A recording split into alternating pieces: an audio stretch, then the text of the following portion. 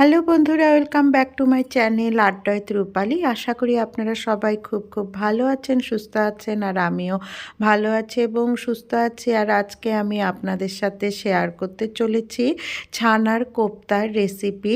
সোমবার দিন নিরামিষ রান্নাতে আমি এই রান্নাটা করেছিলাম, তো ভাবলাম আপনাদের সাথেও এটি শেয়ার করা যাক। আশা করি আপনাদের ভালোই লাগবে। আর ছানার কোপ্তা তৈরি করার জন্য তো ছানা অবশ্যই লাগবে, সেই কারণে আমি 1 লিটার দুধ বসিয়ে দিয়েছি গরম করার জন্য। আর এই যে দুধটা জাল দিয়ে নেওয়ার পর আমি এর মধ্যে 1 চামচ মতো ভিনিগার দিয়ে দিলাম। আর দেখুন দুধটা কেটে কি সুন্দর ছানা হয়ে গিয়েছে। আমি ছানাটা বাড়িতেই তৈরি করলাম, তাহলে একেবারে ফ্রেশ ছানাটা পাওয়া যাবে। আপনারা ইচ্ছা করলে দোকান থেকেও কিনে আনতে পারেন। এখন আমি একটা স্ট্রেনারের সাহায্যে ছানা থেকে ভালো করে জলটা বের করে নিব, যাতে ছানার মধ্যে একটুকু জল না থাকে, তা না হলে ছানাটা দিয়ে কোপ্তাটা ভালো হবে না। আর ঠিক এইভাবেই চেপে চেপে আমি জলটা বের করে নিলাম। এখন আমি ছানাটাকে মোলায়েম করে মেখে নিলাম, যাতে ছানাটাতে কোনো প্রকার দানা না থাকে। তারপরে আমি এর মধ্যে কিছুটা কর্নফ্লাওয়ার দিলাম। এখন আমি এর মধ্যে দিলাম হলুদ। তারপরে আমি এখন দিলাম এর মধ্যে লবণ। এখন আমি এর মধ্যে দিলাম কিছুটা চিনি, লবণ চিনি এগুলো সবই পরিমাণ মতো দিতে লাগবে। আর দিলাম কাঁচা লঙ্কা আর আদা বাটা। আর দিলাম হচ্ছে সামান্য পরিমাণ জিরের গুঁড়ো আর হচ্ছে ধনে গুঁড়ো। আর সমস্ত জিনিসগুলো দিয়ে আমি ছানাটাকে ভালো করে মেখে নিচ্ছি। ঠিক যেরকম আটা ময়দার ডো তৈরি করি আমরা, ঠিক সেইভাবেই ডোটা তৈরি করে নিলাম। এখন আমি ছানার ডোটার থেকে একে একে কোপ্তাগুলো তৈরি করে নিব। দেখুন ঠিক এইভাবে, আর প্রতিটা কোপ্তার মধ্যে আমি 2টো করে কিশমিশ দিয়ে নিচ্ছি।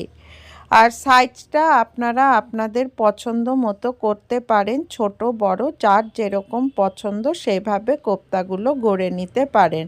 তো আমি এই সাইজের করছি। তো দেখতেই পাচ্ছেন বন্ধুরা আমি কিভাবে কোপ্তাগুলো তৈরি করে নিচ্ছি। আর বন্ধুরা যারা যারা এখনও পর্যন্ত আমার ভিডিওটিতে লাইক দেননি, অবশ্যই কিন্তু একটা লাইক দিয়ে দিবেন। আপনারা লাইক দিলে কিন্তু ভিডিও তৈরি করার একটা আলাদাই উৎসাহ পেয়ে থাকি।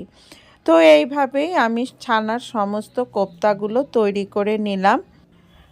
আর এই যে কোপ্তাগুলো তৈরি করে নেয়ার পর আমি গ্যাসের উনুনে একটি প্যান বসিয়ে দিলাম। তারপর সেই প্যানের মধ্যে আমি একটু রিফাইন অয়েল দিয়ে নিয়েছি। রিফাইন অয়েলটা গরম হয়ে যাওয়ার পর আমি একে একে তার মধ্যে কোপ্তাগুলো দিয়ে দিলাম। আর মিডিয়াম আঁচে কোপ্তাগুলো ভেজে নিতে হবে, তা না হলে ভেতর থেকে ভাজা হবে না আর উপর থেকে পুড়ে যাবে। দেখুন ঠিক এই রকম লাল লাল করে আমি কোপ্তাগুলো ভেজে নিয়েছি। আর একটু সাবধানে আস্তে আস্তে ভাজতে হবে। তো আমার কোপ্তাগুলো ভাজা হয়ে গেল। ভাজার পরে আমি কোপ্তাগুলো উঠিয়ে নিচ্ছি। কোপ্তাগুলো উঠিয়ে নেওয়ার পর আমি ওই তেলের মধ্যেই কিছুটা কালো জিরা ফোড়ন দিলাম।